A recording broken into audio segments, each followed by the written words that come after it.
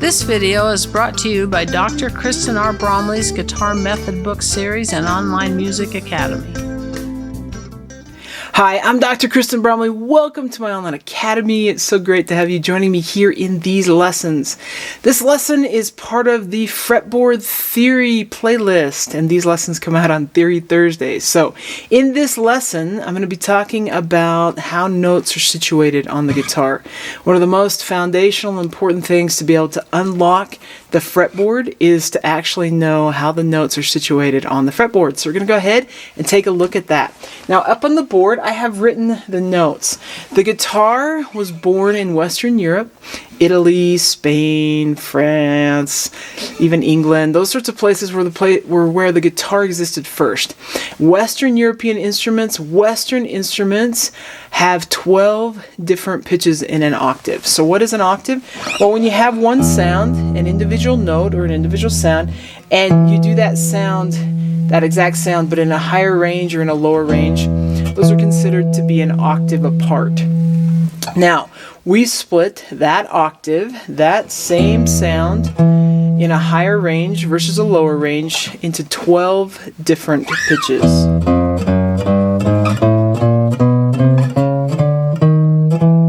And this is at the central sort of design aspect of how the fretboard is made. So we're going to take a look at it. Now, with these 12 pitches, each one of them has a name. On the board I have written, here are the names. 7 of them are known as natural pitches, and they have a letter name. A, B, C, D, E, F, and G. Then there's 5 chromatic pitches that sit in between some of those. If you think of the piano, you'll have 7 wider, bigger keys that sit down as the main part, the ivory part of the piano, and then there's these black keys that sit in between some of those, and those are the chromatic pitches, and there's 5 of them. So, and these pitches are named in relation to how they're situated versus the natural notes. So we have A and B, and there's one in between that. We have A sharp or B flat. Then there isn't one between B and C. There is between C and D, we have C sharp or D flat. There's one between D and E, we have D sharp or E flat. There's one between E and F, we have F sharp or G flat. And there's one between G and A where we have G sharp or A flat. To move up what we call the chromatic scale is to go from one note to the next. So if I started on A, I would have A, then A sharp or B flat, then I have B, then I have C, and then I have C sharp or D flat, D, D sharp or E flat, E, F, F sharp or G flat, G, and then G sharp or A flat, and then I've hit A again, and I've played what we call the chromatic scale. I've played all 12 notes that divide that octave in scale or stepwise order. So the guitar, as you will have just seen, is totally made up of this chromatic scale. Each string progresses up the frets within the chromatic scale. So we've got the strings E, A, D, G, B, and E. That's how our strings are typically tuned, but we have alternate tunings that can change things. But that's how the strings on the guitar are typically tuned. And so as we move up the string per fret, we're just moving up the chromatic scale. This unlocks the fretboard for us. This can unlock knowing where the notes on the fretboard are. So if I start on an E and I progress, I'm going to go E up to the next note, F, F sharp, G flat, G, G sharp, A flat, and so on. So I have E, then at the first fret F, F sharp or G flat, G, G sharp or A flat, A sharp or B flat, B, C, C sharp or D flat, D, D sharp or E flat, E, and we've started over at E. Now if we continue, it's going to continue. We have E, F sharp or G flat, G, G sharp or A flat, A sharp or B flat, B, C, C sharp or D flat, D, and that's all the higher this particular guitar goes. Some go a little bit higher. So if I start on each one of these strings, I just start at that note location within the chromatic scale, and I will just move for the notes on that string right up the chromatic scale. So A, I've already done it, but A sharp or B flat, B, C, C sharp or D flat, D, D sharp or E flat, E, F, F sharp or G flat, G, G sharp or A flat, A, and so on. Then I have the D string, so D, D sharp or E flat, E, F, F sharp or G flat, G, G sharp or A flat, A sharp or B flat, B, C, C sharp or D flat, D, and so on. Then I do G and I'd move right on up that chromatic scale starting on G, or I'd start on the B string and move right up that chromatic scale starting on B, and then I've got the high E string, which is 2 octaves higher than my low string, and move right up the chromatic scale.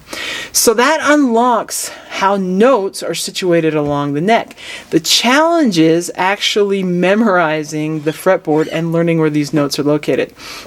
As you're working at it, probably thinking up and down the chromatic scale is not the fastest way that you're going to get there.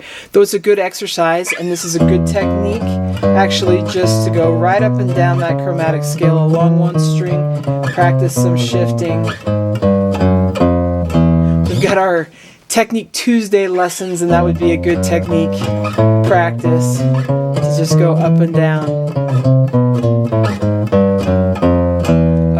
that neck that way. But one of the most helpful ways to start memorizing where the natural notes are located on the guitar is to know where there are 2 natural notes back to back without a chromatic pitch, because on the neck or on the fretboard those will sit next to each other.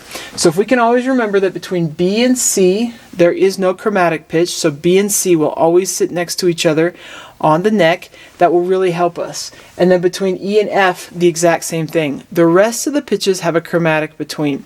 So what that means is when we have a chromatic between, we're going to skip over a fret to get to the next natural note.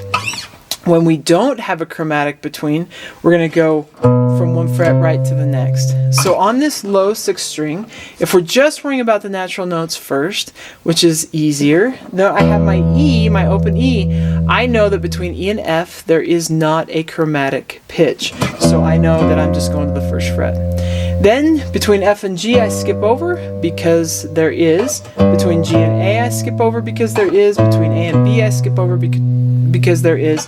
And then between B and C I don't. They sit next to each other. There's no chromatic pitch in between. Then between C and D I skip over a fret. Between D and E I skip over a fret. And then back to E and F I don't.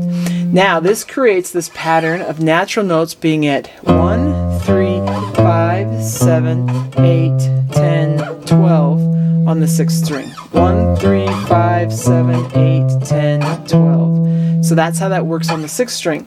Then, if I want a sharp, like G sharp, if I know where my natural note is, I can find my sharp by going up 1 fret. Or if I need to know where a flat is, like B flat, I know where my natural B is, I just go down 1 fret for the flat. Now on the 5th string, we start off with A. Between A and B there is a chromatic pitch, so I've got to skip over A to B, 2nd fret, and then between B and C there isn't, and then between C and D there is, between D and E there is, between E and F there's not, between F and G there is, between G and A there's not, and then I would continue up the neck.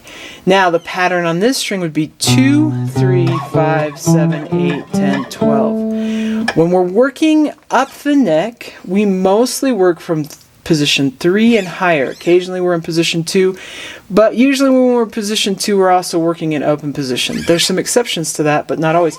So what's really nice about these low strings is that from frets 3, 5, 7, 8, 10, 12, for both strings are the natural notes. And all I have to do is start thinking through the alphabet. So I can think G, A, B, as long as I know I start on G. On this 6th string I can think G, A, B, and then C, D, and E. G, A, B, C, D, and E. So it's as simple as that. On the 5th string I have C, D, E, and F, G, A. So 3, 5, 7, 8, 10, 12, and then of course we know how to find the sharps and flats. So that works great. Now what do we do when we need to find the pitches on a higher string? Well, this is what's really cool. If I think I'm skipping over a string from the 6th string to the 4th string, if I skip over a string like that, my octave is 2 frets higher. So if I can find the notes on the low 2 two strings, the 5th and 6th strings, I can find the notes on the 3rd and 4th string because I'm just skipping over. So I have G 2 frets higher on the 4th string. So if I want to know what note that is, I just think, oh, down on the 6th string it's a G. So I know it's a G because I'm 2 frets higher on the 4th string. And that's going to be all everywhere. It's always 2 frets higher is the same pitch as that 6th string and 4th string. The 6th string and 4th string are linked that way. The 5th string and 3rd string are linked that way. So I skip over a string, skip over a fret, and I've got the same pitch an octave higher. C, D, E, F, and G. So I can find that one there. This is a great place to start.